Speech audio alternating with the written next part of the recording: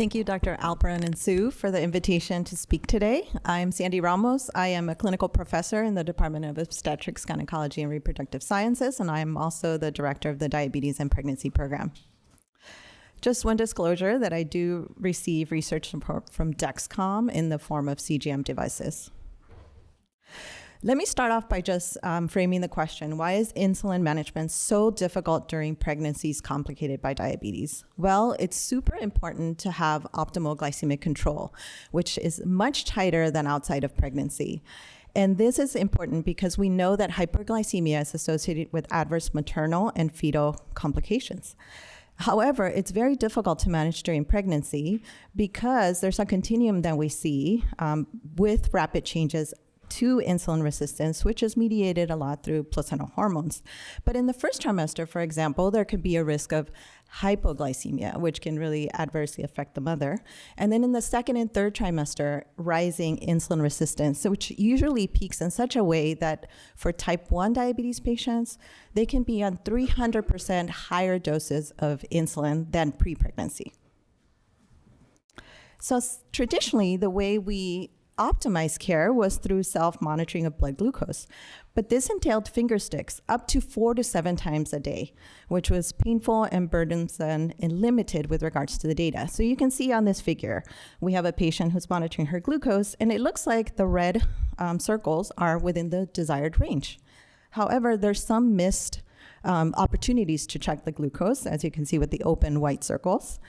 However, wouldn't it be wonderful if we were able to see a 24-hour continual set of data where you can find opportunities for treatment with missed hyperglycemia and also some missed hypoglycemia, probably linked to overtreatment with insulin.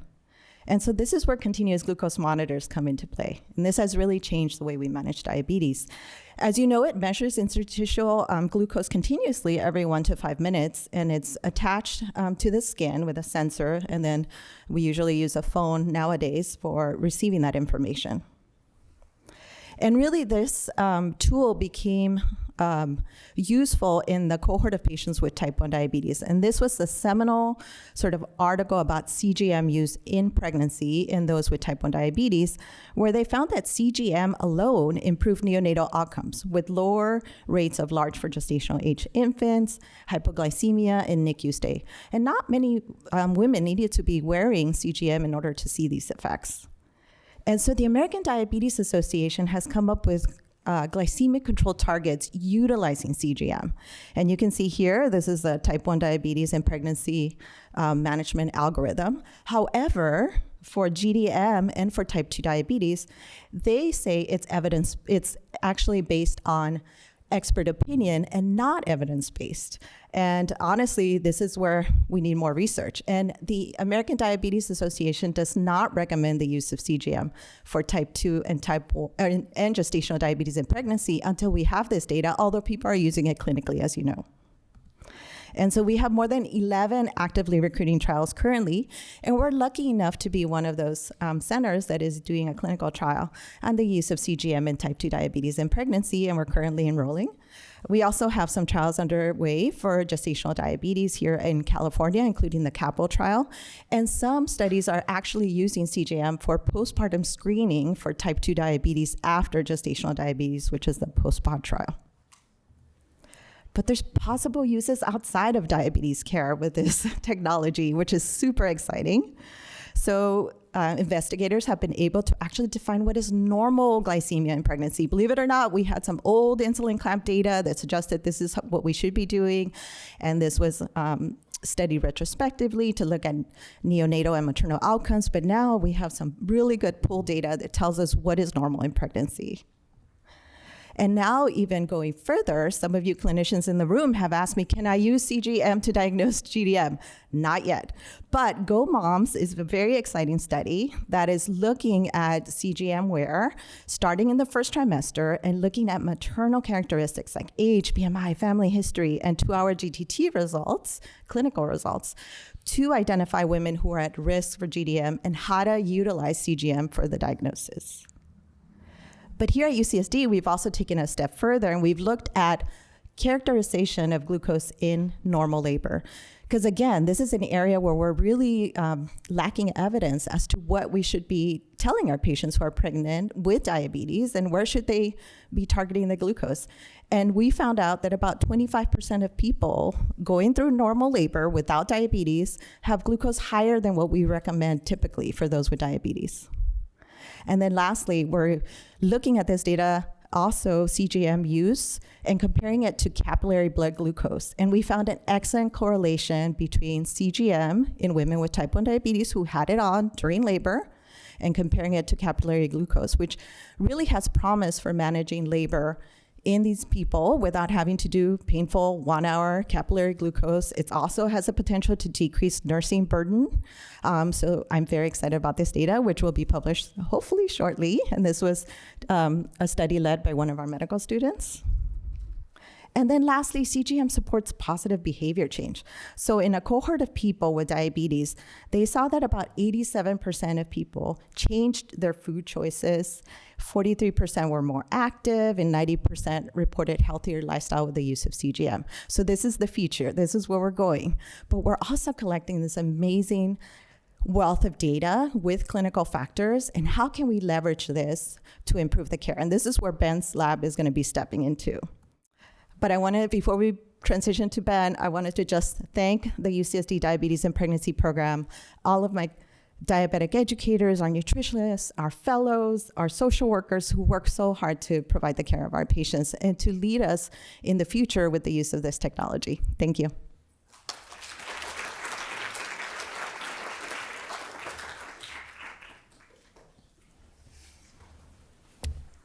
So then I'll take over from that. Thank you for having me here. It's a real privilege. I wasn't able to attend last year, and I was sad about that. And so I really appreciate being invited back. I'm Ben Smarr. I'm a professor in bioengineering and data science. And my training was in squishy stuff. I spent sort of 15 years doing things with mice and rats and learning about neuroendocrinology. And then sort of garage banded my way into data science, largely out of frustration about the kinds of things that a lot of these talks have shown us, where so there's a figure from an old R1, but, we look at animal models and we say, okay, well, I understand there's these hormonal feedback systems. There's, the SCN is doing circadian regulation and sleep, which we heard about earlier today. Pituitary, HPA, HPG, all these things are doing sort of pulsatile, circoral, within the day, ultradian pulses. The time of day, the time of hormonal pulse, of course, is being modulated by things like estrus rhythms in rodents, menstrual rhythms in humans. And yet, we use these animal models because that was sort of the only place we could get data on these things, right? If I want to go figure out how do these hormones change over time, like I was doing in my Ph.D. a long time ago, I would get blood samples every hour from some rat. It's incredibly labor intensive. The joke was always we were really studying me, circadian disrupting myself to be able to get these data, right? The other problem with that is then people get very concerned about all the variants, the differences between rats and mice and humans, which are substantial. And so we try to constrain sources of variance by doing things like mostly only studying particular breeds of rodents, particular strains of mice, mostly males. And so we end up with a great deal of depth, but real trouble translating, which we've heard over and over again today. And so, I'm still a huge fan of all of this research. It's the necessary way to understand mechanism. But we live in an age of radical transformation about where data are available. So, these days, this is now even a few years old. I stole it from Wired. These days, people are generating more data than clinics are. And they're doing it for their own reasons, right? And so it's not the case that if we want to get data on humans, we have to get an R01 with enough of a budget to buy a device for every single participant. People just do this, right? In fact, getting to follow PETA is a perfect example. People are happy to do this for their own reasons, on which then research can be built. And so it gives us this opportunity to start to really see in depth, with temporal resolution that captures these different timescales of change, like what do people actually look like? How are we different from each other? And how does that then leverage different treatment outcomes, different treatment choices? So I want to highlight just a little bit of work that Lauren Bruce over there did when she was a Ph.D. student and now a postdoc between myself and Dr. Perry. Just some basic phenomenology. saying if we get people to donate their wearable device data, in this case Oura Rings, back in 2020, 2021, so sort of during a bunch of COVID studies, we can start to see here the X ticks are days. So where each pixel basically is 1 day across cycles and pregnancy. And you can see at the beginning on the left, DKP is date known pregnant. You can see there's this big cycle of temperature, that's menstrual cycles. Then you can see pregnancy onset. You see there's a sort of a drift in temperature over time in blue, but daytime temperature is different. It's coming up instead of going down. Activity, heart rate variability, respiration, they all have a shape in time. None of this has ever been seen before, right? We didn't have resolution like this on humans before, even though it's fairly, I would say, basic, right? Fairly phenomenological. But it allows us to make comparisons not to something like, well, what's your average temperature, but what's the change over time, and is your change over time look like a wiggly boat or look like smooth sailing, right? So as an example of that, what she was able to do, this was a voluntary data set. There was zero budget attached. Within about a week, 1,000 people had asked, can I give my data to your study? So, as we heard from PETA, lots of people want to participate. We looked at just this first little bit and fetal loss that had occurred retrospectively, natural experiments, in some participants. And what we saw was that you could really easily see when fetal loss was occurring from this deviation of the temperature trend, which you see as these dotted lines falling off the blue curve. So that's just an example. It's again, basic phenomenology. But it shows us, with zero budget, with one very talented student, we can surface these things quickly. We can surface them with ecological relevance. We can do it by working with communities that previously have felt understudied. It's a huge opportunity to change the way we think about where truth comes from. Again, not to criticize anything else, but just to augment with these sort of human observations. I'm going to pivot and just talk about how this isn't just pregnancy, though, right? It's really all of a woman's lifetime that we haven't studied very well that we can now start to fill in some blanks. So when we think about transitions into perimenopause and menopause, when we think about menarche and cycling stability and how does that change over time with pregnancy, with other health conditions, Lauren was helping to manage then a whole team of students doing women's health research in my lab. And so this is an example from Sayun, who just got her honors master's degree in bioengineering. And this is a surface of several thousand women, and we've statistically extracted what look like menstrual cycles from their temperature data.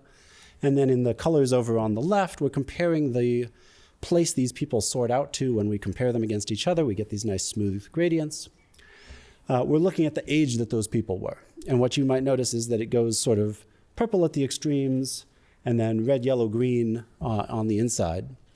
And that's 20s, 30s, 40s, so it's this progression of age. And you can see there's a sort of a diagonal trend, which means cycles are getting faster on average as these women are getting older. And this is sort of known on average in the literature, but not at the point where you could give to an individual and say, do you fit the trend or not? And as you deviate from that trend, what does that mean about the kinds of menopausal symptoms you might expect? That's now on the table, right?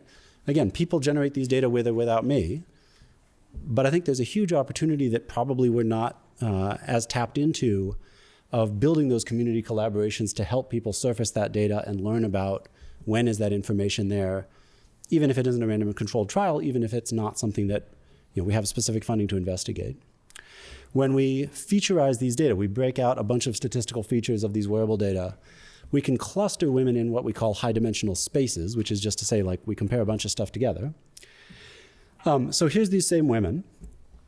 We're now in just the most simple version of this is a principal component analysis. So sort of a linear projection through a bunch of dimensions into two-dimensional space.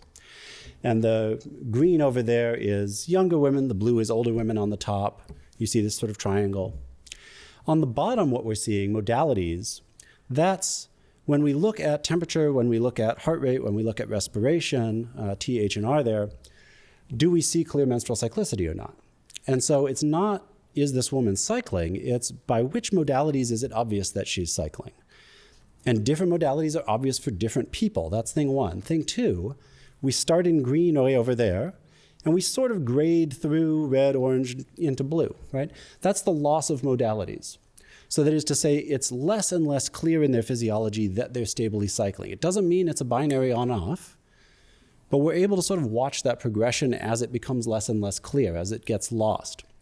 And the really interesting thing to me is as they get into that older, blue not cycling space, they actually are showing a great deal more diversity, right? The physiological space is expanding. And so that means when we think about aging trajectories, menopausal trajectories, there's a ton of diversity in what that means, right? We really don't have functional definitions because it's been hard to get data like this. It's now no longer rate limiting. And as Peter alluded to, it's not even really rate limiting to do the analyses because we have very talented students. We also have a lot of agentic support. So we can get very complex very fast. The thing that used to really slow us down is not a barrier anymore fundamentally. There are barriers like equity of access, but we can start to understand the ways in which people differ much more granularity than just perimenopause, yes or no, menopause, yes or no. That's really exciting to me. I think that's a huge opportunity. So the vision that we kind of have, I would absolutely love to talk with anyone interested. How do we, in a clinically translational way, go from, well, your average value is kind of within the Gaussian, so I guess we're kind of fine, or we don't know, or let's retest you in a month, which has been the standard because that's what we can do. Now, all of a sudden, we can do this much more interesting personal journey kind of a thing where we go, gosh, my data is kind of wandering into that red zone if I'm those yellow dots. Maybe I should talk to my doctor about that. Maybe we can see who else was on a trajectory like that. Maybe in the Amazon way of like people like you who bought these hiking boots, bought these tents. Maybe we can build those exact same kind of recommender systems and say, gosh, people like you really responded well to hormone replacement therapy or really responded well to diabetes control, this sort of thing, right? Again, the engineering is no longer actually rate limiting at all. Figuring out how to get people involved and how to make this something that we can lean on, even if it isn't a 10-year clinical trial arc as things used to be, to me, those are the big challenges. I'm super, you can tell, I think, super passionate about this. Love to connect with anyone and everyone interested in figuring out how do we do this better, faster. And with that, I'll just say thank you to funders, my wonderful lab. If anybody's looking for an off-scale researcher or admin, Lauren's amazing. I'm not trying to get rid of her, I'm just saying. And I think we have time for questions. Thank you.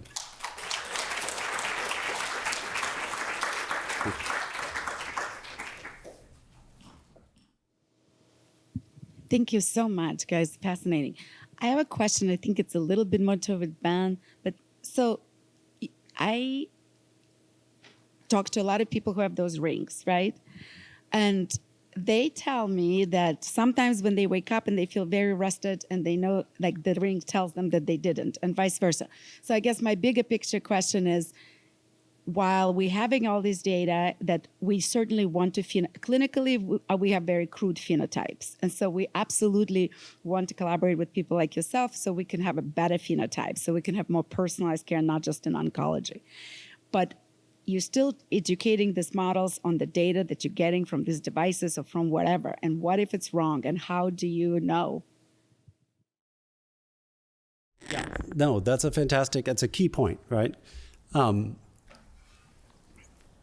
First of all, without wanting to cast shade on anybody, I would never believe the interpretation of any company or for that matter, any doctor a priori, right? I have some intuition about whether I think that makes sense or not, and I like to argue. The thing that I think most of these companies have not taken advantage of sufficiently, and it's why I was so impressed by Peter's thing about education and engagement with participants, is exactly what you said, right? A lot of these companies, going back to Apple and Fitbit in 2014 when this really started taking off, said explicitly, we don't need to involve the users. That's going to give them sort of a lack of trust in our brand. We'll just sort of somehow mine out those patterns and tell them. And exactly what you said happens, right? We go, you slept well. And you go, I don't feel like I slept well. All it does is erode trust. It's a missed opportunity. And so doing the research collaboratively in a participant engaged way lets us build those better models. And exactly, again, what Peter said, lets us much more accurately project horizons of certainty, right?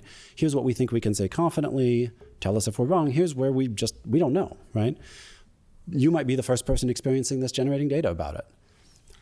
We should make that a collaborative discovery process and not a source of shame that we don't have certainty about what we've never seen before.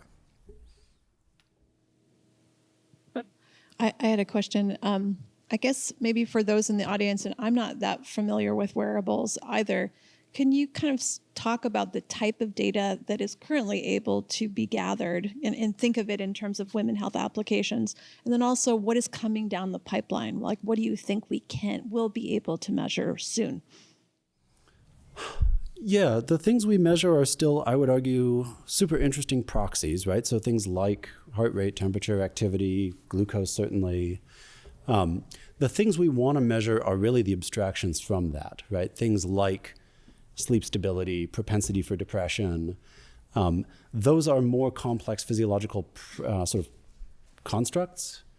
And so the question is, how well can we define these things that even right now are really fuzzy, right? If we say depression, it's not like there's really an operational definition for that, right? Or that it's a thing at all. And so we need to try to, I think, go both directions. Do the data help us understand when there's a real object and when maybe what we've called depression is several objects? Are they concrete? Are they fuzzy? And then, how does that construct stability differ if it's a different sensor? Do I really need temperature? Would your phone activity get me there? Sometimes we do things just with apps, just with internet activity. To me, it's about seeing the patterns of change in time, right? It's not about, do I have a higher resolution snapshot?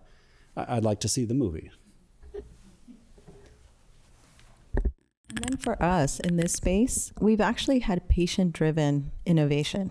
There are patients that have actually taken CGM data from people with type 1 diabetes and created algorithms to then be able to use within pregnancy, because especially for type 1 diabetes, because people have been wearing it for so long, and there are no pregnancy-specific pumps, insulin pumps. So consumers have pushed forward and said, well, we're going to develop some really smart engineers who have type 1 diabetes, and their, family members, et cetera, have created this now algorithm to be able to apply to any pump, since the pharmaceutical companies are not pushing for a pregnancy-specific pump, and they've come up with an algorithm, which I think is really cool.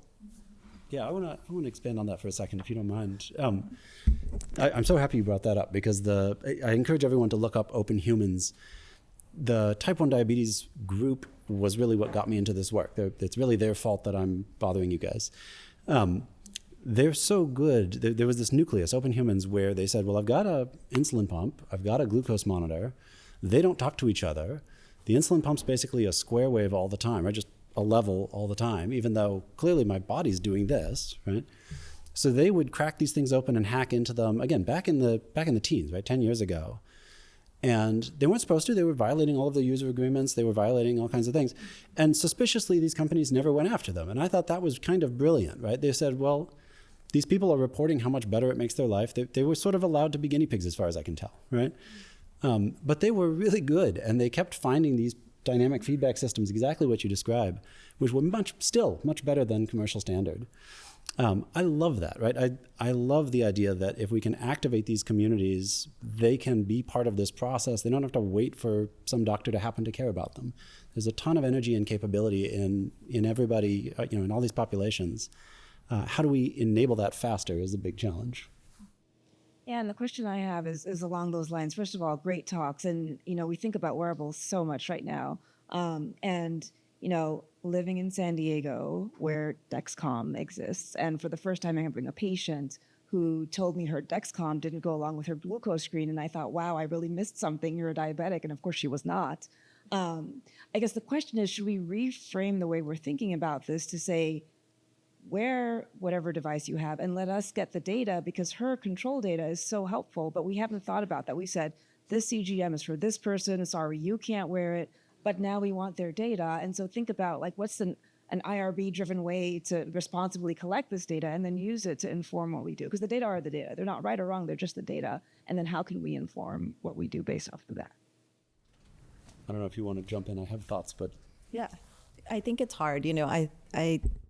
You're right. We can actually pull data from Clarity reports and Dexcom. So if we did have an open IRB, I would be able to pull that information because I have it at our fingertips. So it's actually really easy to capture CGM data. Now, the same thing I think with the over-the-counter Stelo, which is probably what your patient was using. And so, yeah, it would have to be a matter of just, getting consent. But yeah, you're right. I think honestly that Dexcom probably has all that information ready to be mined. Yeah. Mm-hmm. Yeah. Well, Gladys, I think you said, there's these populations where they're not able to wear a CGM because it's not recommended. The concept of an IRB is to protect people from unethical experimentation. In my mind, there's a new countervailing force, which is that it's unethical to deny people information they could be generating. And so that doesn't have policy around it yet. And, I was told by our tech transfer office years ago, like, whatever you do, don't get into a fight with Apple about whether they're violating your patents, because their legal business is larger than the entire UC budget, right? We'll just throw you to the wolves. But what that says is that, some of these early adopters aren't thinking about policy probably the way that we are, right? And so I don't know what the IRB solution is. I don't know what the ethical solution is. I do think we have not dealt with this change appropriately yet. We're just beginning to grapple with it. There has to be some ethical framework within which people that want to discover things about themselves are encouraged instead of discouraged. That's very hard in the current framework, which is partly why I like to stir the pot and suggest maybe we need to change that framework a certain amount. Regarding the CGMs, but also pumps, Dr. Ramos, can you talk a little bit about insurance coverage for those, and how, both in California and if you know other places in the United States, and how that might affect equity with these devices? Absolutely. So right now in California, we're able to get CGM devices if you're on insulin. So if you happen to have gestational diabetes and aren't treated with insulin, it's very hard for us to get a CGM, although we can go through a huge rigmarole of getting PAs and all these things. So it's really difficult from that perspective. However, in our clinic, we are able to use it for folks that speak a different language, that are immigrants, that are unable to follow the directions. I mean, I mentioned finger stick is the gold standard, and doing it 4 to 7 times a day, plus dosing insulin, it's a lot. Folks that are working 2 jobs, for example, that don't have the time to monitor their glucose values, using CGM in this way, I think in those with insulin has been able to help me at least be able to address some of those health disparity gaps. We still have a long way to go because, again, the American Diabetes Association doesn't outright recommend it. They say it may be useful. And actually now, I think at the new ADA meeting, they said that potentially for type 2 diabetes outside of pregnancy, they would recommend CGM. So I think insurance companies will get on board and start to accept it. But we're hoping to get our study done before that happens so that we can actually have evidence-based guidelines for managing diabetes in pregnancy. Great. So we're going to go ahead and wrap up this. Let's thank our speakers again. That was a wonderful talk.